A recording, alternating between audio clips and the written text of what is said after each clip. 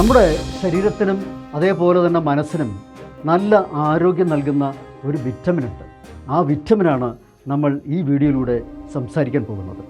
ആ വിറ്റമിനാണ് vitamin F. നമസ്കാരം, ഞാൻ അജയ് എല്ലാവർക്കും എൻ്റെ പുതിയൊരു വീഡിയോയിലേക്ക് സ്വാഗതം. എന്തിനാണ് നമുക്ക് പലതരത്തിലുള്ള പല സ്വഭാവ രീതികളുള്ള സുഹൃത്തുക്കൾ ഉണ്ടാകണം എന്ന് പറയുന്നത്? ഇവരോടൊക്കെ നമുക്ക് എങ്ങനെയാണ് പൊരുത്തപ്പെട്ടു പോകാൻ സാധിക്കുന്നത്? ഇവരിൽ ഓരോരുത്തരും നമ്മളുടെ സ്വഭാവ രീതികളെയും അതേപോലെ നമ്മുടെ മനോഭാവത്തെയും പെരുമാറ്റത്തെയും പ്രതികരണ രീതിയും പ്രവർത്തന രീതിയും ഒക്കെ ശക്തമായി സ്വാധീനിക്കുന്നുണ്ട്. ചിലർ നമ്മെ വളരെയധികം ഇറിറ്റേറ്റ് ചെയ്യുന്ന, നമ്മെ വിഷമിപ്പിക്കുന്ന, അസ്വസ്ഥരാക്കുന്ന ചിന്താഗതിക്കാരായിരിക്കാം. എന്നാൽ ചിലരോ നമ്മളെ വളരെയധികം പ്രോത്സാഹിപ്പിക്കുകയും ഊർജിതപ്പെടുത്തുകയും ചെയ്യുന്ന വളരെ നല്ല വെൽവിഷേഴ്സുമായിരിക്കും. ചില സഹൃദയരായ സുഹൃത്തുക്കളോട് നമുക്കെന്നും ബഹുമാനം മാത്രമാണ്. നമുക്ക് വളരെ ലൈക്ക് മൈൻഡഡ് ആണ് എന്ന് തോന്നുന്നവരോട് മാത്രം നമ്മൾ തമാശകൾ പങ്കിടുന്നു. ചിലരോടൊപ്പം കൂടി ചേരുമ്പോൾ നമ്മൾ കളിയും ചിരിയും തമാശയും പാട്ടും നൃത്തവുമായി ഒത്തുകൂടുന്നു. എന്നാൽ മറ്റു ചിലരോടൊപ്പം വളരെ ഗൗരവതരമായ ജീവിത സംബന്ധിയായ വിഷയങ്ങൾ ചർച്ച ചെയ്യുന്നു. നമ്മൾ ചില ആൾക്കാരുടെ പ്രശ്നങ്ങൾ നേരിട്ട് കേൾക്കുകയും അവരുടെ പ്രശ്നത്തിന് പരിഹാരം കൊടുക്കുന്ന ഏറ്റവും നല്ല ചങ്ങാതിയായി ഒരു മെൻറ്ററായി മാറുന്നു. എന്നാൽ ചില സാഹചര്യങ്ങളിൽ നമ്മളുടെ പ്രശ്നങ്ങൾ പരിഹരിക്കാൻ വേണ്ടി നമ്മൾ ചില സുഹൃത്തുക്കളെ മെൻറ്റർമാരാക്കുന്നു. അല്ലെങ്കിൽ നമ്മളുടെ പ്രയാസങ്ങളും ആവലാതികളും കഷ്ടങ്ങളും ബുദ്ധിമുട്ടുകളും സങ്കടങ്ങളുമൊക്കെ അവതരിപ്പിക്കാൻ വേണ്ടി ചില സുഹൃത്തുക്കളെ തിരഞ്ഞെടുക്കുന്നു.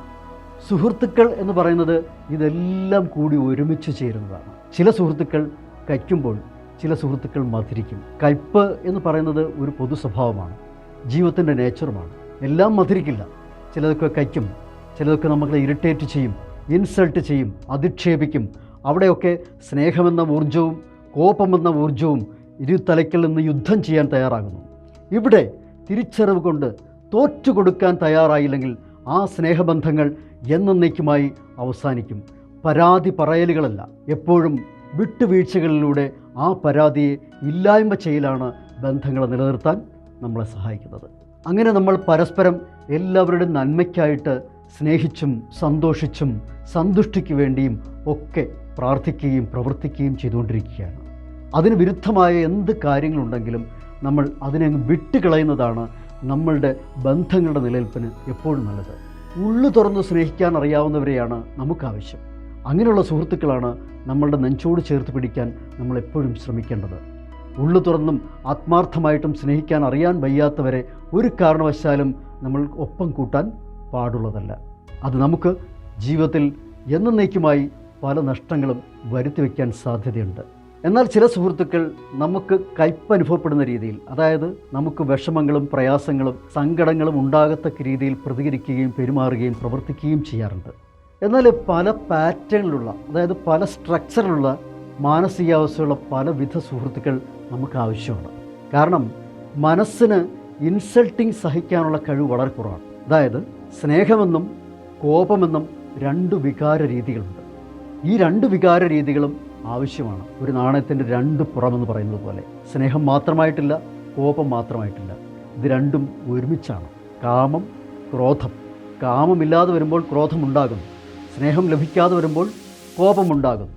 ഇഷ്ടം നടക്കാതെ വരുമ്പോൾ അനിഷ്ടമുണ്ടാകുന്നു. ഇതെല്ലാം സ്വാഭാവികമാണ്. ഇതിനെ അങ്ങനെ തിരിച്ചറിയുമ്പോഴാണ് ബന്ധങ്ങൾ നഷ്ടപ്പെടാതിരിക്കാൻ നമ്മൾ കച്ചകെട്ടിയിറങ്ങുന്നത്. നമ്മുടെ ഓരോ സുഹൃത്തുക്കളും നമ്മുടെ ജീവിത ചിത്രത്തിൻ്റെ പൂർത്തീകരണത്തിന് സഹായിക്കുന്ന ഓരോ പസിലുകളാണ്. ഈ പസിലുകൾ ശരിയായി കൂടിച്ചേർന്നില്ലെങ്കിൽ ആ ചിത്രത്തിന് പൂർണ്ണത കൈവരില്ല. അതിന് പൂർണ്ണത വരണമെങ്കിൽ ഓരോ സുഹൃത്തുക്കൾക്കും അവരുടേതായ ഡ്യൂട്ടി, അതായത് കടമയും ഉത്തരവാദിത്വവും നിറവേറ്റാനുണ്ടാവും.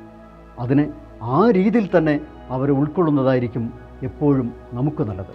അവിടെ പരാതി പറഞ്ഞും അവരെ വിഷമിപ്പിച്ചും പ്രയാസപ്പെടുത്താനാണ് നമ്മുടെ നീക്കമെങ്കിൽ ആ ബന്ധം വഷളാകാൻ വളരെയേറെ സാധ്യതയുണ്ട്. ഇത് മനസ്സുകൊണ്ട് കളിക്കുന്ന വലിയൊരു കളിയാണ്. ആ കളിയാണ് ഈ ജീവിതം.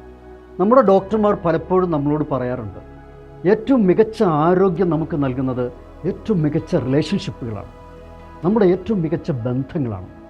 അപ്പോൾ സ്നേഹബന്ധം സമ്മാനിക്കുന്ന സുഹൃത്തുക്കളാണ് നമുക്ക് ഏറ്റവും മികച്ച ആരോഗ്യവും സന്തോഷവും മാനസിക ഉല്ലാസവും ഒക്കെ നമുക്ക് നൽകുന്നത്. അവരോട് കൂടിയിരുന്ന് സല്ലപിക്കുമ്പോൾ കിട്ടുന്ന സന്തോഷം ലോകത്ത് വേറെ എങ്ങു നിന്നും നമുക്ക് കിട്ടില്ല. ഏത് ബന്ധങ്ങളും അതിര് വിടുമ്പോഴാണ് വലിയ വലിയ പ്രശ്നങ്ങളിലേക്ക് പോകുന്നത്. സുഹൃത്ത് എന്ന് പറയുന്ന വാക്കിൻ്റെ അർത്ഥം തന്നെ സഹൃദയത്വം, നല്ല ഹൃദയമുള്ളവൻ, നല്ല വികാരപ്രകടനം നടത്താൻ കഴിവുള്ളവനാണ്. ചിന്ത എന്ന് പറയുമ്പോൾ മനസ്സിൽ നിന്നുണ്ടാകുന്നതാണ്. അതേപോലെ തന്നെ മനസ്സിൽ നിന്നുണ്ടാകുന്ന മറ്റൊന്നാണ് വികാരങ്ങളെന്ന് പറയുന്നത്. അപ്പോൾ വികാരങ്ങളും ചിന്തകളും കൂടിച്ചേരുമ്പോഴാണ് മനസ്സിൻ്റെ പ്രവർത്തനങ്ങൾ നടക്കുക. ഈ മാനസിക പ്രവർത്തനങ്ങളാണ് ആരോഗ്യകരമായി നടക്കേണ്ടത്. ഇങ്ങനെ ആരോഗ്യകരമായൊരു മാനസികാവസ്ഥ ഉണ്ടാകണമെങ്കിൽ ചില വിറ്റമിനുകൾ രക്തത്തിലും നമ്മളുടെ വികാരങ്ങളിലും ചിന്തകളിലുമൊക്കെ കലർത്തേണ്ടതുണ്ട്.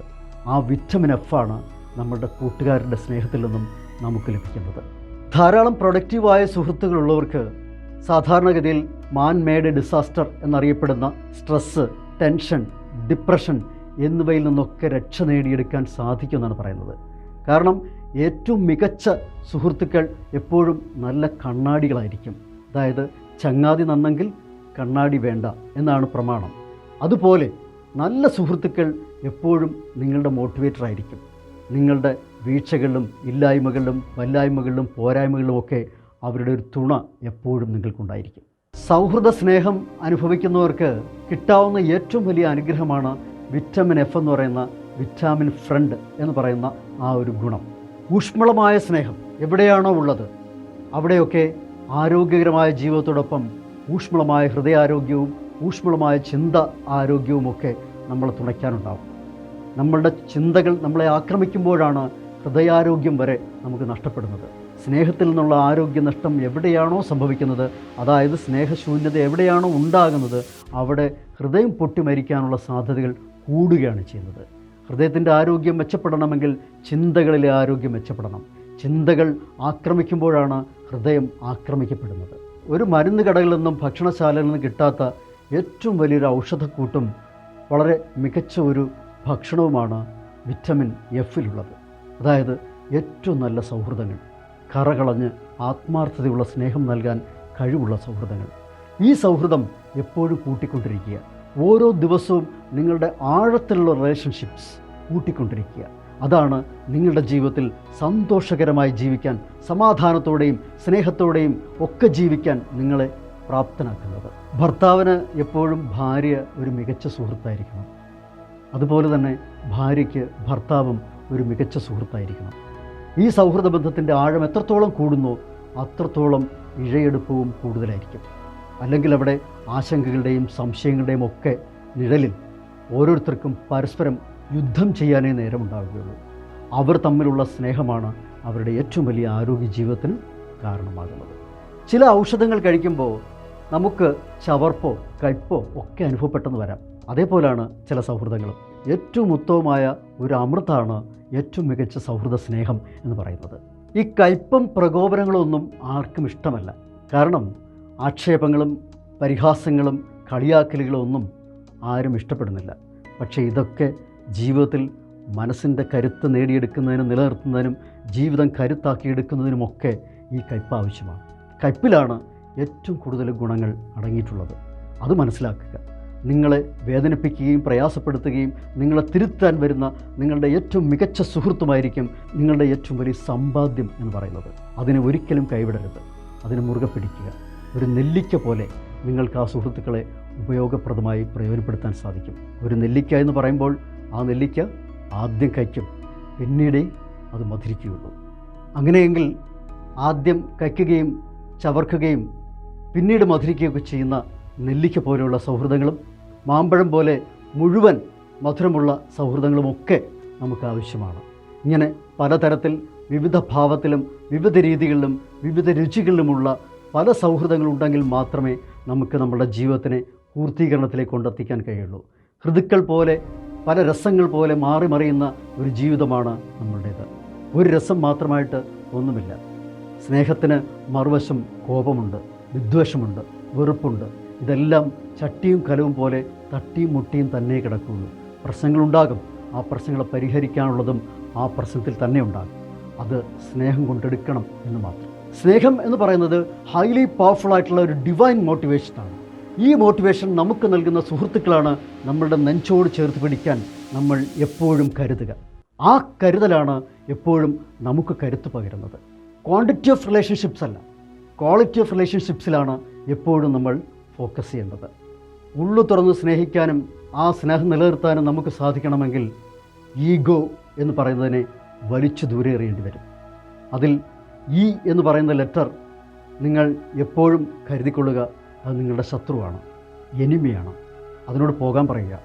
ഈ ഗോ, ആ ഈ എന്ന് പറയുന്ന സംഭവം അങ്ങ് ഗോ ചെയ്താൽ, പോയി കിട്ടിയാൽ നമുക്ക് മുന്നോട്ട് പോകാം. അല്ലെങ്കിൽ നമ്മൾ ബ്രേക്കപ്പായി പോകും. അത് മാത്രം മനസ്സിലാക്കുക. എൻ്റെ വീഡിയോ നിങ്ങൾക്കിഷ്ടമായിട്ടുണ്ടെന്നുണ്ടെങ്കിൽ ഈ വീഡിയോ ലൈക്ക് ചെയ്യുക. ഈ ചാനൽ കമ്മ്യൂണിറ്റിയിലൂടെ ഇതേപോലെ ഒത്തിരി നിങ്ങൾക്കിഷ്ടപ്പെടുന്ന പോസിറ്റീവ് മെസ്സേജുകൾ നിങ്ങൾ ആഗ്രഹിക്കുന്നുണ്ടെങ്കിൽ ഈ ചാനലിനെ നിങ്ങൾ സബ്സ്ക്രൈബ് ചെയ്ത് വയ്ക്കുക.